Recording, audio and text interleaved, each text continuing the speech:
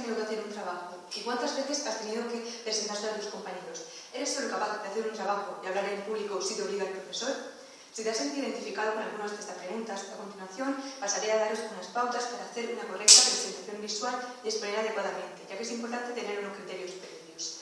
Para hacer una presentación visual hay que tener en cuenta el punto de vista técnico, es decir, con la tecnología que puedo contar para hacer la presentación visual, con el punto de vista práctico, si puedo trasladarlo a la práctica, con la perspectiva educativa y la utilización de imágenes, ya que una imagen vale más que 1000 palabras y son de gran utilidad utilizarlas en las presentaciones visuales. Es utilizar un programa diferente al PowerPoint, ya que nos está dando buenos resultados en cuanto al punto de vista técnico y pedagógico, y si se va a utilizar este programa, hacer un uso adecuado de él.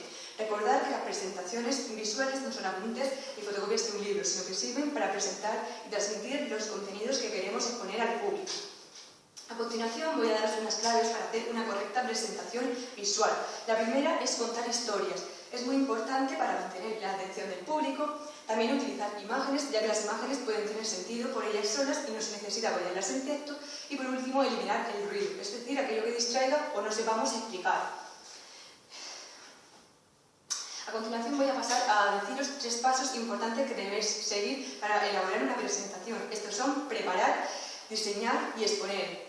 A continuación os explicaré en qué consiste cada uno de ellos para que seáis conscientes de ellos y hagáis un trabajo bien estructurado. El primero que voy a nombrar va a ser preparar.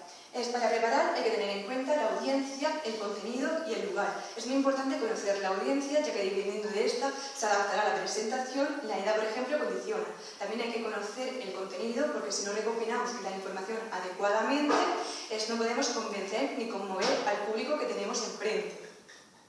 En diseñar tenemos que utilizar contenido multimedia, adecuar lo que estamos diciendo a la presentación visual, estructurar la información en introducción, nudo y desenlace, utilizar un color de fondo claro para que la letra sea fácilmente legible, utilizar una letra clara y la información concisa para no aburrir excesivamente al público. En exponer hay que hablar con pasión para atraer al público, mantener su interés, poner ejemplos para poner en situación a los oyentes, conocer la audiencia, como he dicho anteriormente. También es importante conocer el contenido y diversas cosas que condicionan. Para hacer representaciones visuales utilizamos recursos de Internet, pero tenemos que ser conscientes que la mayoría de recursos tienen derechos de autor, pero que podemos hacer un uso inadecuado y legal de acuerdo a los sistemas de propiedad intelectual. Para ello debemos hacer uso de las licencias libres como Creative Commons, entre otras muchas.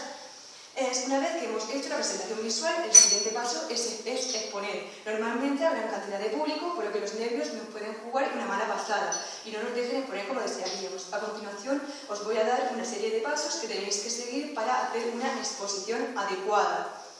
El primero, y no menos importante, es preparar el tema con antelación. Es muy importante preparar el tema días antes, buscar información en Internet, en los libros, en la biblioteca, y no esperarnos al último día, porque si queremos que sea un buen trabajo, necesita un trabajo previo bastante costoso. El siguiente es saber cuál es el objetivo. Esto también es muy importante. Quiere decir saber qué quiero transmitirle a los oyentes, cómo puedo hacerlo de la forma más sencilla, qué tácticas puedo utilizar para llamar más la atención, en qué lugar va a ser más recomendable para explicar lo que quiero. También está elaborar un guión que tenga 3 partes: introducción, desarrollo y conclusión.